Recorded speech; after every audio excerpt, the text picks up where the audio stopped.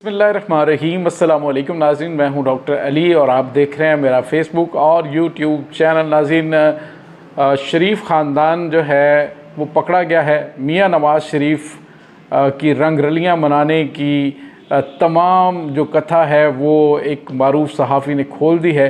और जो इमरान ख़ान के ख़िलाफ़ प्रोपेगेंडे हो रहे थे, अब वो सारे के सारे उल्टे उनके गले पड़ गए।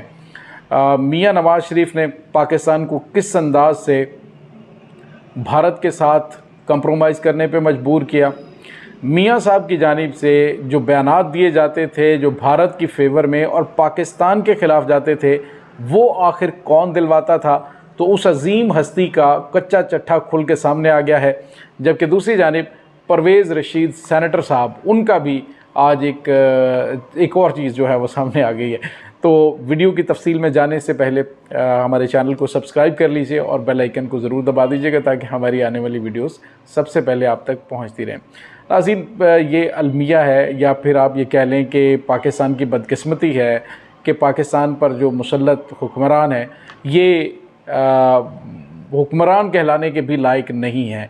लेकिन अफसोसनाक बात यह कि पाकिस्तानी अवाम के पास कोई दूसरा ऑप्शन शायद नहीं था, या फिर जो ताकतवर हल्के हैं उन्होंने कहा कि हमें इसी तरह के जो है वो बगलोल टाइप के बंदे चाहिए होते हैं जो सामने आए और उसके बाद पाकिस्तानी अवाम को बेवकूफ़ बनाकर उनकी जो है वो कामयाबियों के सेहरे वो लगाने की जो है वो ख़बरें लगा दी जाएं। नाज़रीन, कहते हैं दिल होना चाहिए जवान ते उम्र च की रखा। बिल्कुल ये जो मिसाल है ये सादर आती है पाकिस्तान के 3 दफ़ा के वज़ीर आज़म मियाँ नवाज़ शरीफ साहब पर। शरीफ साहब आपको पता है कि रोमानवी तबीयत के तो बड़े अरसे से हैं और उनके वो किस्से, वो जंगलात के अंदर रिज़ॉर्ट्स और वो सारी चीज़ें जो हैं वो आपको अच्छी तरह से पता ही हैं किन किन के साथ उनके क्या क्या स्कैंडल्स रहे। लेकिन चलें, ये तो वो कहते हैं कि इंसान की पर्सनल लाइफ होती है। लेकिन मारूफ सहाफ़ी असदुल्ला ख़ान है, उन्होंने एक व्लॉग किया और व्लॉग के अंदर उन्होंने किस्तवार मियाँ साहब का कच्चा चट्ठा खोला है जो बड़ा इंटरेस्टिंग है। फिर उन्होंने उसके बाद ये भी कहा कि मुझे अप्रोच किया गया और कहा गया कि ये ज़्यादा पर्सनल हो रहा है तो आप जो है वो इससे हाथ हौला रखें। लेकिन जो इंकशाफात किए गए नाज़रीन वो बड़े होशरुबा हैं, बड़े अजीब गरीब हैं। आप उसमें देखिए कि मियाँ साहब जो हैं वो जितनी रोमानवी तबीयत के आपको बाहर से नज़र आते हैं, अंदर से इससे ज़्यादा रोमानवी हैं। पता ये चला है कि एक रा की जो एजेंट खातून थी वो भारत से आई, वो और उनको मियाँ साहब के करीब लाया गया और मियाँ साहब जो है फिर अपना सब कुछ जो है उस पर फ़िदा कर बैठे। और बताया ये जा रहा है कि जी मियाँ साहब जो हैं उनकी मोहब्बत में इस कदर गिरफ़्तार थे और जो देखने वाले हैं वो ये भी बताते हैं कि मियाँ साहब जो है वो मियाँ साहब को क्या कोई भी जो बंदा है वो इतनी खूबसूरत खातून थी कि वो अपना दिल उनके सामने हार बैठता। तो मियाँ साहब को जब कर्नल रियाज जो उनके सिक्योरिटी चीफ थे उन्होंने इन्फॉर्म किया, उन्होंने कहा कि मियाँ साहब ये जिस लड़की के साथ आप राहो रस्म बढ़ा रहे हैं ये खातून रॉ की एजेंट है, रॉ के साथ इनके ताल्लुकात हैं। और फिर पता क्या हुआ, मियाँ साहब ने कर्नल रियाज साहब को फ़ारग कर दिया, उसी दिन फ़ारग कर दिया।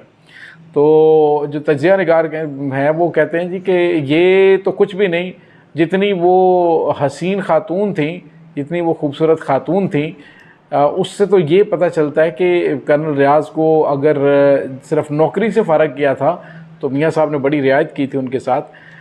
उस परी पैकर से दूर हटने का कहने वाले के तो सज़ा ही कुछ और बनती है। बहरहाल उन्होंने कहा जी कि ये मामलात थे।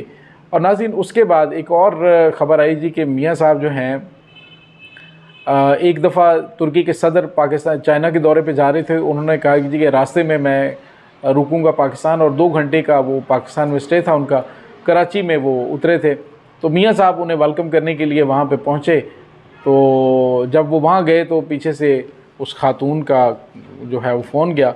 उन्होंने कहा जी कि आप वहाँ पे बैठे हैं, मैं आपसे अभी और इसी वक्त फ़ौरन मिलना चाहती हूँ। और मियाँ साहब ने क्या किया, उन्होंने जो तुर्की के प्रेसिडेंट थे जिनके साथ पाकिस्तान के स्ट्रेटजिक ताल्लुकात हैं, उन ताल्लुकात को भूल कर वहाँ पे अपने गवर्नर को भेजा और कहा कि उन्हें बताना जी कि प्राइम मिनिस्टर को बड़ी कोई एमरजेंसी थी, और फिर वो जो है वापस आ गए और वापस पहुंचकर उन्होंने उनके साथ वक्त गुजारा। सवाल ये पैदा होता है कि पाकिस्तान के प्राइम मिनिस्टर हों और वो अपने मतलब पर्सनल मुआशकों के अंदर इतने पागल हो जाएं, इतने वो उसमें खुब जाएं कि उन्हें पता ही ना चले कि पाकिस्तान के कौमी मफादात, एक तुर्की का सदर है वो आ रहा है और मैंने उसको रिसीव करना है, उसके साथ थोड़ी देर बात होनी है, तो उसको वो छोड़ के वो खातून के पीछे जो है वो भागम भाग वापस आ गए। और उसके बाद जी मरी की जो चेयर लिफ्ट है, जो मियाँ साहब हैं, आपको पता है कि वो मरी में स्टे करना या मरी के इलाके उन्हें काफ़ी ज़्यादा पसंद है। तो इसका भी इंकशाफ असदुल्ला खान ने किया कि जी मरी में एक जो चेयर लिफ्ट है उस पर चलते चलते एक दफ़ा उस खातून ने ये फरमाइश की कि जी क्या करें, एक शाम जो है ना बड़ी रंगीन सी होनी चाहिए। तो एक ख़ास किस्म की जो है वो लिफ्ट तैयार की गई, ख़ास किस्म का कैबिन तैयार किया गया। उस कैबिन के दरमियान में जो है वो लगाई गई एक टेबल लगाई गई और मियाँ साहब और वो ख़ातून उस के अंदर जो है वो बैठकर जब दरमियान में पहुँचे, रात का समा, और उसके बाद चेयर लिफ्ट जो है उसको बंद कर दिया गया और मियाँ साहब और ख़ातून वहाँ पे उन्होंने कैंडल लाइट डिनर किया और फिर डिनर किया और फिर डिनर किया।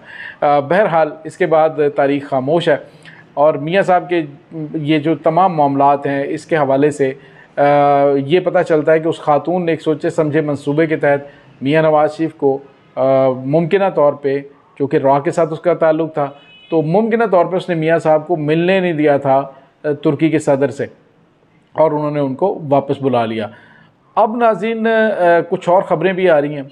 ख़बरें ये आ रही हैं कि एक लड़का है बड़ा खूबसूरत सा, तो वो जब लंदन में आता है मियाँ साहब से मिलने के लिए, तो वो मियाँ साहब जो हैं वो क्या होता है कि मीडिया के कैमरे शैमरे बंद करवाए जाते हैं और वहाँ से लोगों को हटाया जाता है। तो एक बड़ा खूबसूरत लड़का जो है वो वहाँ पे मियाँ साहब से मिलने आता है और उस पर भी मीडिया में बहुत सारी बातें हो रही हैं कि वो पता नहीं मुमकिन तौर पे उसी खातून का कोई लड़का हो या फिर वो बहरहाल इसके बारे में कुछ भी नहीं कहा जा सकता। लेकिन नाज़रीन ये बात हकीकत है कि मियाँ नवाज़ शरीफ के दिए जाने वाले बयानात से पाकिस्तान को बहुत ज़्यादा नुकसान हुआ और उसको ख़ास तौर पे जब कुलभूषण यादव को आलमी अदालत में पेश किया गया तब नवाज़ शरीफ का जो था बयान उसको कोट किया गया। उसके बाद जब नवाज़ शरीफ जो है उन्होंने फैटफ की ग्रे लिस्ट में पाकिस्तान को डाला गया, तो उस वक्त जो भारत है उसकी जानिब से मियाँ नवाज़ शरीफ का बयान वो पेश किया गया गवाही के तौर पे कि उसने कहा कि जी आपको किसने कहा कि दूसरे मुल्क में जो है वो लोगों को भेजें और वहाँ पे दहशतगर्दी करवाएं। तो ये नाज़रीन तमाम की तमाम सिनेरियो के अंदर अगर आप नुक्ते से नुक्ता मिलाएंगे तो आपको सारी चीज़ें आहिस्ता आहिस्ता खुलती हुई नज़र आएंगी। क्यों भारत को ज़्यादा तकलीफ़ होती है इमरान खान से और क्यों वो कहते हैं जी कि हमें मियाँ साहब जो हैं वो काबिल कबूल हैं और ये नहीं है। तो नाज़रीन बहुत सारे राज ऐसे होते हैं, बहुत सारी ऐसी चीज़ें होती हैं कि जो बंदे को कुछ करने पे मजबूर, बहुत कुछ करने पे मजबूर कर देती हैं। हमारे बुज़ुर्ग कहा करते हैं कि पुत्र याद रखो, अगर तुसी लंगोटे दे तगड़े हो तो तुहानू दुनिया ते कोई किसी किस्म की टेंशन या परेशानी नहीं होती। और इसमें कोई शक नहीं है कि जो बंदा लंगोटे का तगड़ा होता है वो दुनिया में कामयाब होता है और जो लंगोटे का तगड़ा नहीं होता है वो फिर इसी तरह से रुसवा होता है और दूसरों के इशारों पे चलने पे मजबूर होता है। शायद इसी वजह से जो शरीफ ख़ानदान है उनकी जानिब से ऑडियो और वीडियो लीक के जो सिलसिले हैं उनको जारी रखा जाता है लोगों को ब्लैकमेल करने के लिए, क्योंकि ये शायद उनके ख़िलाफ़ भी कभी इस्तेमाल हुआ हो। दूसरी जानिब नाज़रीन परवेज़ रशीद, सेनेटर परवेज़ रशीद, उनकी एक वीडियो आपको पता है पहले वायरल हुई थी, लेकिन अब उन्होंने क्या किया आपको पता है कि वो जितने भी हमारे सियासी लीडरान हैं उनकी तो खैर गलतियों को माफ़ कर दिया जाता है और फिर जो है वो मियाँ दिनारे वजन की शुरू हो जाता है। तो उन्होंने एक बार फिर जो अपना जो व्हाट्सअप स्टेटस है उसके ऊपर अपनी ही एक वीडियो लगा ली थी, बड़ी शर्मनाक थी। तो सदीक जान है उन्होंने ट्विटर पे ट्वीट किया फौरी तौर पे, कहते हैं मियाँ परवेज़ साहब आप गलत चीज़ लगा बैठे हैं, उनको हटाएं वहाँ से। वो क्या था वो बहुत सारे लोगों ने देख भी लिया था। तो ये एक बड़ी शर्मनाक चीज़ है कि ये सारे का सारा निज़ाम जो है गंदगी में लुथड़ा हुआ है, गंदगी में बुरी तरह से ये लुथड़े हुए लोग हैं। जान छुड़ाएं पाकिस्तानी कौम इनसे, जान छुड़ाएं इन तमाम मुफाद परस्तों से जो पाकिस्तान के लिए नहीं अपने ज़ाती मुफादात के लिए कौमी मुफादात को कुर्बान कर देते हैं। और इसी वजह से आज पाकिस्तान 76 साल के बाद भी उसी नहज पे खड़ा हुआ है कि हम ख़बरें पढ़ते आ रहे हैं जी कि पाकिस्तान नाजुक दौर से गुजर रहा है। इस तमाम सूरत हाल के बारे में आपका क्या कहना है? और नाज़रीन, इसके साथ एक और बड़ी जो ख़बर है वो इमरान खान के हवाले से भी खुशखबरी है। आप ये कह लें, आपको पता है कि बहुत सारे इस तरह के काम होते हैं जो कि किए किसी के लिए जाते हैं लेकिन वो बाइसे बरकत किसी के लिए बन जाते हैं।